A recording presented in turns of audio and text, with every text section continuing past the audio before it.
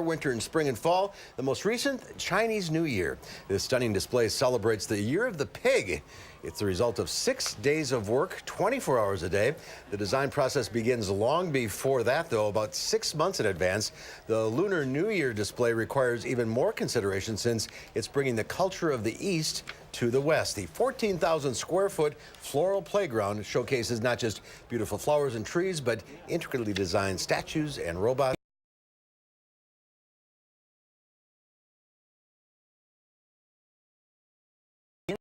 In February, coming up next month. You're the pig. Yep. I was born the year of the monkey. That explains a lot. News 3 at 5 starts right now. Right now at 5, police are investigating in Dane County after a body was found in a cornfield in Marshall. A federal judge has struck down early voting restrictions passed last month. Action from the Capitol. And more changes are coming to the YMCA of Northern Rock County after nonprofits announced they are cutting ties with the organization. This is News 3 at 5. Thanks for staying with News 3. Multiple agencies are investigating a death in Marshall today. A body was found in a field there this morning, and our Kelly Arthur joins us live there now with an update. Kelly? We're in Marshall, just outside of this mobile home park. It's a private property, but about 3 blocks into the complex, there's a very active police investigation going on. This all started this morning at around 9 a.m. Police responded to reports of a suspicious vehicle in the Evergreen Village mobile home park. An hour after that, a body was found in a field behind the park. Police say the two are connected. Now, a high school was put on soft lockdown because it is near the village, or Emerald Village. The Department of Criminal Investigation, Dane County Sheriff's Department, and Cottage Grove PD are assisting on the case. Now, it's unclear if Kurt Myers, a missing man out of Cottage Grove, is connected to this case at all. Authorities won't say what the manner of death is, but Marshall is going to update us as soon as they can. Back to you. Kelly Arthur reporting live from Marshall. Kelly, thank you. The Sauk County Sheriff's Office has identified the homicide victim whose body was found in a casino parking lot. Officials say 88-year-old Harold Johnson of Portage was reported missing by his family and later found dead in the Ho-Chunk parking lot Monday afternoon. Law enforcement continuing to search for a suspect. A warrant has been issued for 68-year-old Robert Pulvermacher of rural Middleton. If you see him, authorities want you to call 911 and maintain a visual until authorities arrive. Let's get a first check on the weather now. Gary Canalti is on the patio. Gary? We're watching a winter storm that'll affect us from about this time tomorrow through tomorrow night and into Saturday morning, followed by much colder weather for Sunday. Let's start out by taking a look at visible cloud track. We've had lots of clouds today, just starting to get a couple of flurries here in the backyard, but skies are actually clearing across much of Minnesota, so we should see skies turn partly cloudy for a time tonight. On Doppler track, our flurries just barely being detected by radar, and those should pretty much be confined to the next couple of hours, mainly for areas east of Madison. But snow is on the way. This is what we're thinking, at least as far as snow accumulations by Saturday afternoon. About 2 to 5 inches in and around the Madison area, with lesser amounts to the north. The heaviest snows should be down in the tier of counties closest to the Illinois state line, down into eastern Iowa and northern Illinois. About 4 to 7 inches, or maybe even locally a little bit more expected there. Low temperatures this morning started out in the teens north of Dane County, generally low to mid 20s elsewhere. High temperatures so far today right around the 30-degree mark, give or take a degree or two. Milwaukee a little warmer at 36. Right now temperatures are still right around the 30-degree mark, exactly 30 here in Madison. And by tomorrow morning, those temperatures will drop off into the upper teens. Look for skies to turn partly cloudy overnight, but they'll cloud up tomorrow. And snow will already be moving into our western viewing area by late tomorrow afternoon with a high of 26. Later on, I'll tell you what the temperatures will be in the wake of the storm. All right, Gary, thank you. 3 people were injured last night after a vehicle crashed into a tree. This was in Greene County. Emergency crews responded to the N2400 block of County Road T in the town of Spring Grove for a report of a single vehicle crash with injuries. 27-year-old Marlena Ray of Madison was southbound when her vehicle entered the ditch, hit a tree, then stopped in a field. She was removed from that vehicle and taken to an area hospital with serious injuries. Her passengers, a 38-year-old man and a 6-year-old boy, were also injured. The 2 adults were wearing their seatbelts. Sheriff's deputies say the 6-year-old was not properly secured in a child safety seat. A Madison man was sentenced this week for shooting at a group of people, causing a stray bullet to go through a neighbor's bedroom window. 41-year-old Roland Scott was sentenced to 8 years in prison and 3 years extended supervision. Officers responded in July to the 500 block of Northport Drive for reports of a shooting. Authorities found one round went through a window in a woman's bedroom, but no one was hurt. During the investigation, Scott turned himself in. Officers say they found 13 spent shell casings and determined that several bullets hit nearby apartment buildings. They also found several firearms on the roof of Scott's apartment building. The man suspected of kidnapping 13-year-old Jamie Claus and killing her parents apparently applied for a job online the day that Jamie escaped and lied about his work experience. Jake Patterson charged in the October 15th attack at the Claus home in northwestern Wisconsin. Jamie escaped last week from a Douglas County cabin about an hour away from Barron after 88 days in captivity. Saratoga Liquor Company in Superior says it received an online application from Patterson about midday on the day that Jamie escaped. In a resume provided by the company, Patterson listed 9 months in the Marines in 2017, but a Marine spokeswoman has said Patterson washed out after just 5 weeks of basic training. It is unclear tonight whether lawmakers will try to appeal a judge's decision, provisions passed by Republicans last month in that lame duck session. Today, a federal judge tossed out limits that were placed on early voting. Rose Schmidt is live at the state capitol to explain today's ruling. Rose? Yes, well, a liberal group called One Wisconsin Now is calling today's ruling a win for Wisconsin voters, but it is still unclear what will happen next. Assembly Speaker Robin Vos answered the question I shouted at him as he walked down the hallway. He jokingly told me, surprise, surprise, that a, quote, liberal judge would strike down that ruling. The law passed during the lame duck session last year. It limits early voting to about 2 weeks before an election. But today, federal judge James Peterson ruled that the provisions violate a ruling from 2016. The liberal groups that challenged the law in court are applauding today's ruling. This was something that, was previously ruled unconstitutional. They really didn't make any changes to, the laws that were struck down previously when they, reenacted it. Republican leaders have argued that their laws standardized early voting, making it more fair for smaller conservative communities. In the November election, Democratic cities allowed voting for 6 weeks before the election, far longer than these smaller conservative cities. I also have reached out to Senate Majority Leader Scott Fitzgerald for comment, but I have not heard back yet. Rose Schmidt live at the Capitol. Rose, thanks. Meanwhile, Assembly Republicans are pushing a 10% income tax cut, similar to what the governor says he wants for middle-class families. Where the sides differ is how to pay for it. The governor says he wants to reduce a corporate tax cut program by about $340 million. Republicans say they'd prefer to pay for it using a state budget surplus. We know that one of the proposals he had was to raise taxes on farmers and business in order to cut taxes for middle-income families. But the best thing is we don't have to do that. We actually have this huge surplus that's been generated, and rather than allowing it to stay in Madison and be spent on growing government, we'd prefer to keep Tony Evers' campaign promise and make sure that we have an opportunity to do a middle-class tax cut. Well, the governor says he wants to cap tax breaks under a manufacturing and agriculture credit program created by Republicans. He also faults Republicans for rejecting federal money to pay for Medicaid expansion. Tension between the YMCA of Northern Rock County and the community of Janesville continues to build. Today, 2 other Rock County nonprofits are distancing themselves or cutting ties with the YMCA altogether. Rock County reporter Adam Duxter has been following this story from the beginning. He joins us from our bureau at the Janesville Gazette with the latest. Adam? Well, Eric and Susan, questions about the YMCA's ethics and standards first started to build back in December when multiple members say they found themselves banned without explanation from the Y after they say they asked questions to the YMCA's board of directors about the organization's bylaws. And since then, the board president has announced his resignation, and just recently 2 other nonprofits are distancing themselves as well. The United Way Blackhawk region barring themselves from funding, and the Boys and Girls Club reminding people just because they share a roof with the Y doesn't mean they're affiliated. These 2 organizations, they share a building, they must share some finances, they must share resources, and actually that's not the case. Even though our logos are out there side by side on the building, we really are 2 separate organizations. Stinsky says she's worried confusion about the relationship between the Y and Boys and Girls Club could have negative impacts on their funding as well. And since this story began a few weeks ago, I've been trying to get in touch with the CEO of the YMCA of Northern Rock County, Tom Denboer, as have the 52 people who initially expressed their concern back in December. However, every time I try to get in touch with him, I'm told he's not available. All right, Adam Duxter in Rock County tonight. Adam, thank you. The Alzheimer's and Dementia Alliance of Wisconsin is starting a new program to help our neighbors living with those conditions. A new memory cafe at the Madison Museum of Contemporary Art will help patients and their families.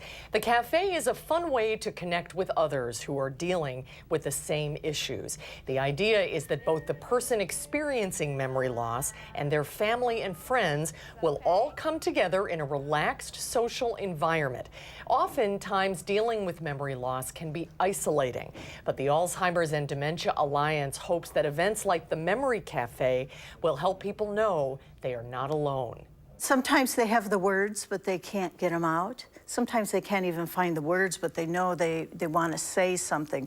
So the arts works as a bridge to help them express themselves when they can't use their words. The Memory Cafe is free and you don't have to pre-register to participate. Donations are accepted. However, the cafe will be held monthly on the third Thursday of every month. Memory cafes are also held once a month at 7 other locations in Dane County, as well as in 11 surrounding counties. You can find a full list of cafes and times on our website, channel3000.com. Water use is down once again in the city of Madison after hitting a 50-year low in 2017. Madison Water Utility says it pumped 200 million gallons less in 2018 than in 2017. The city has hit a water conservation goal set back in 2006, calling for a 20% reduction in residential water use. 2018 per capita water use was down to 53 gallons per person per day. That's compared to 80 gallons when the city first started tracking it back in 1988. No, the way we used to use water back in 2006 and before that was not sustainable. To be in a situation like we are now, where we don't have to pump as hard, where we can spread that pumpage out and kind of give our aquifer a break, that's a really great thing. Now, currently, water use is down 7% from this time a year ago. Wisconsin's unemployment rate remains at 3%, marking the 11th month in a row it has been at that level or lower. The State Department of Workforce Development reported today that Wisconsin's unemployment rate was 3% in December, the same as the previous 4 months. The state gained over 9,000 private sector jobs between November and December. Prep Mania Game of the Week returns tonight. We'll have Edgewood and Sun Prairie in a boys hockey game. Jay Wilson, Bill Brophy will bring in the game live. 7:45 tonight on the ice, channel3000.com from Sun Prairie Ice Arena. More to come at 5 up next. One day after American troops are killed in Syria, the Trump administration standing firm on its plans for Syria. The partial government shutdown continues as President Trump and Democratic leaders in the House appear to be miles apart on funding for border wall security. Solid day on Wall Street. The Dow with a 163-point climb. The Nasdaq jumps almost 50. The S&P 500 adds about 20. We'll be right back.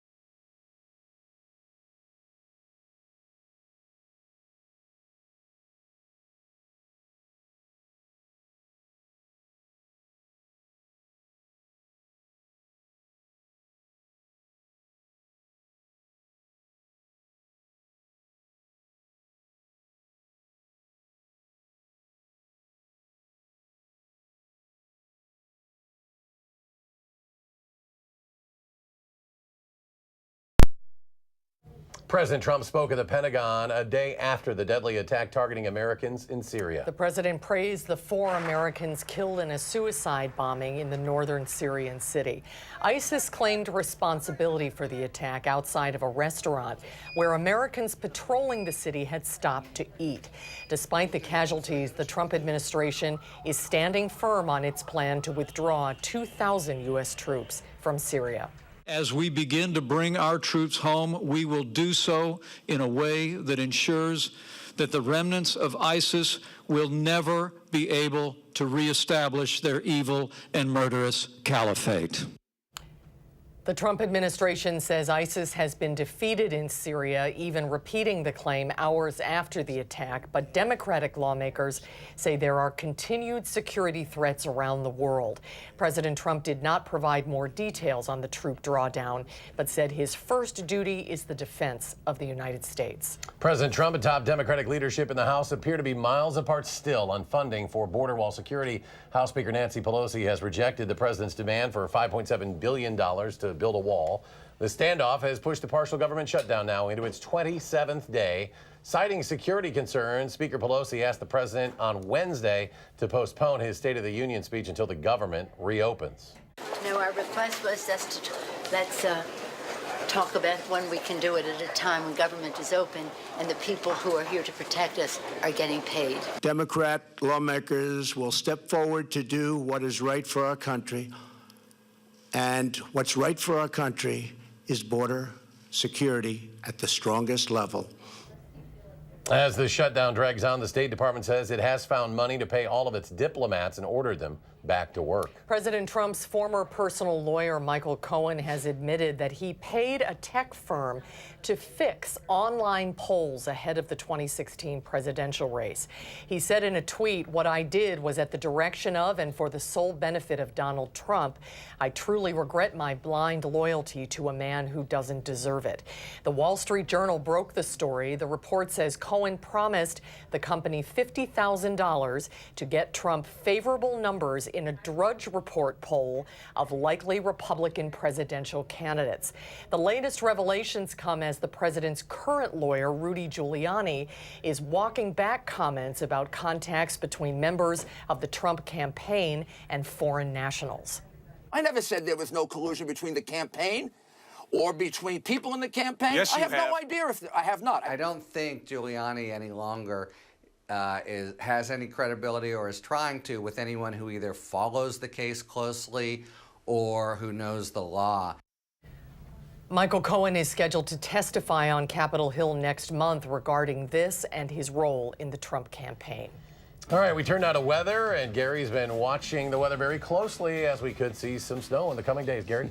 Yeah, we're actually getting a few flurries out here right now. It's not going to amount to very much, and skies will actually clear out for a time later tonight, but expect accumulating snow starting about this time tomorrow. In fact, we have alert days in the forecast for tomorrow, Saturday, and for Sunday. Snow will develop late tomorrow afternoon, continue pretty steadily tomorrow night with about 1 to 6 inches of snow expected overnight, with the lightest amounts up toward the Dells, the heaviest amounts down toward the Illinois state line. Maybe a little additional accumulation Saturday morning before the snow tapers to flurries, but blowing and drifting snow could be a problem on Saturday because the light fluffy snow will be blown around by brisk winds, and those brisk winds will lead to wind chills down to 10 to 20 below zero by Sunday morning, with high temperatures only in the lower teens. Snow totals that we're thinking of right now, about 4 to 7 inches south of Dane County. Could be a little heavier closer to Lake Michigan thanks to some lake effect enhancement there. About 2 to 5 inches in and around Dane County in areas slightly to the north, and then only about an inch or two as you get up toward the Dells. This is subject to shift north or south by about a tier of counties one way or the other, depending on the exact path of the storm. Right now, the flurries are moving through Madison and areas to the north and east. Those should be out of here pretty quickly. The next system, still back in the Dakotas, won't affect us until late tomorrow. But already, winter storm warnings are in effect from Crawford and Grant counties westward through much of Iowa into southern Minnesota.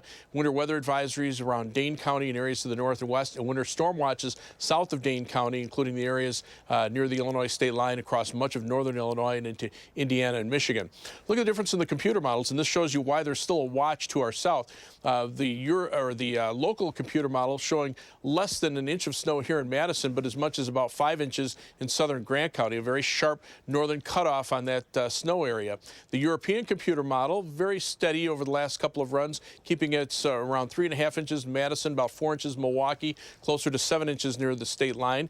The GFS computer model, a little bit more aggressive, about 5 inches in Madison, about 7 to 8 inches near the Illinois state line, lesser amounts up to the north. So again, that's where we came up with those final numbers. But again, depending on the exact path of the storm, that could determine exactly what the final numbers turn out to be. And the GFS computer model shows the snow by early tomorrow afternoon, already pushing to southwestern Wisconsin. Snows pretty steadily through the overnight hours, and then by early Saturday morning, the snow tapers to flurries. Brisk winds continue. On Sunday, it'll be cold, and then the next weather system moves in late Monday into Tuesday with snow, maybe mixed with a little freezing rain south of Madison, but that could lead to additional snow accumulations, and then that'll be followed by another shot of colder air as that system moves out by Wednesday of next week. So our forecast for tonight, again, those winter storm warnings for Crawford and Grant counties, winter weather advisory, Dane County, areas to the northwest and east, and winter storm watches to the southwest from tomorrow afternoon into Saturday morning. Cloudy skies this evening with the flurries ending, then partly cloudy overnight with a low of 18. Tomorrow, cloudy and colder with snow developing by late afternoon and a high of 26. Future track, you can see those skies clearing out overnight for a time, but the clouds moving back in by early tomorrow morning. The snow arrives late tomorrow afternoon, snows pretty steadily tomorrow night, and then tapers to flurries early on Saturday morning. Saturday, it'll be windy with some blowing and drifting snow. Temperatures, though, only in the upper teens to around 20. And again, those snowfall amounts 4 to 7 inches south, 2 to 5 inches central, 1 to 2 inches farther to the north. 7 to 10-day forecast, those temperatures nosedive with the snow on the ground. Look for highs only in the lower teens on Sunday, wind chills to minus 20 in the morning. Then additional snow from late Monday to Tuesday, ending early on Wednesday. Another shot of cold air for the second half of next week, and maybe some flurries for the following weekend. As we take a look at first alert traffic, I've been watching some slowdowns on the Beltline, mainly in the eastbound direction. That's at Park Street. You can see right now some delays now on the eastbound Beltline from around Monona Drive all the way back to around Verona Road. Looks like there might be some kind of a traffic incident there. So now a 35-minute traffic time on the eastbound Beltline from University Avenue to the interstate. Only 16 minutes back in the westbound direction.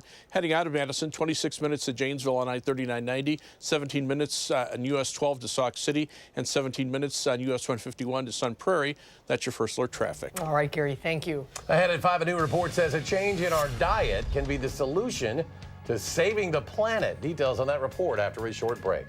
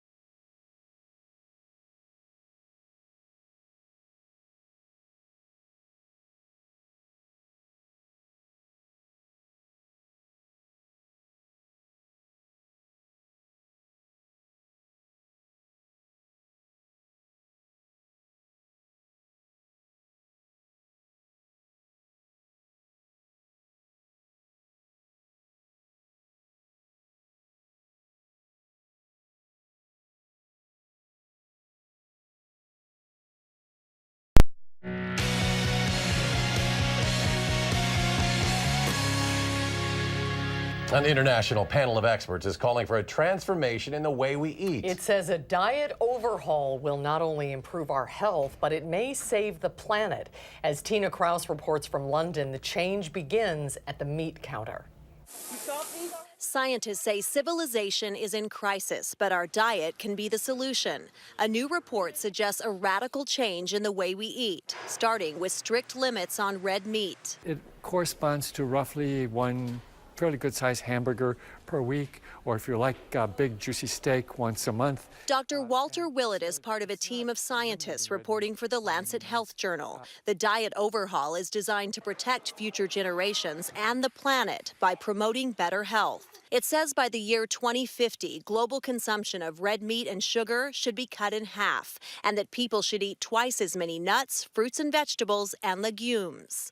Americans currently consume more than 6 times the recommendation for red meat, even though cattle are one of the biggest culprits in producing greenhouse gas. Our goal was to define a pathway whereby we could feed about 10 billion people who will inhabit our Earth by 2050. The guidelines cut dairy to 1 serving a day and fish to 2 servings a week. For some cultures, the recommendations would overturn generations of tradition. I welcome them because they're important in recognizing the links between health of our populations and health of the planet, but they may indeed be quite difficult to roll out across the world. Scientists say it will be worth the sacrifice, saving the environment and preventing 11 million premature deaths each year. Tina Kraus, CBS News, London. And stay with us. We'll have one more check of your forecast in just a moment.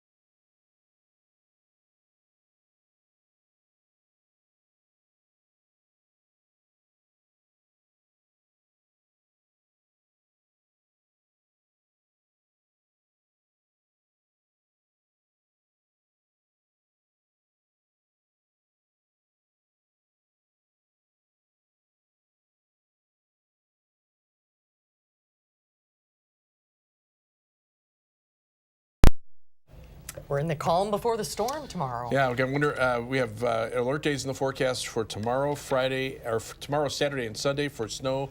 Late tomorrow afternoon through tomorrow night and into Saturday morning. Some blowing and drifting snow Saturday, and then very cold temperatures with wind chills down to -20 Sunday morning. That's what we're looking snow-wise, again, beginning about this time tomorrow through Saturday morning for most of the accumulation at that time. Just some flurries tonight north and east of Madison that'll be out of here pretty quickly.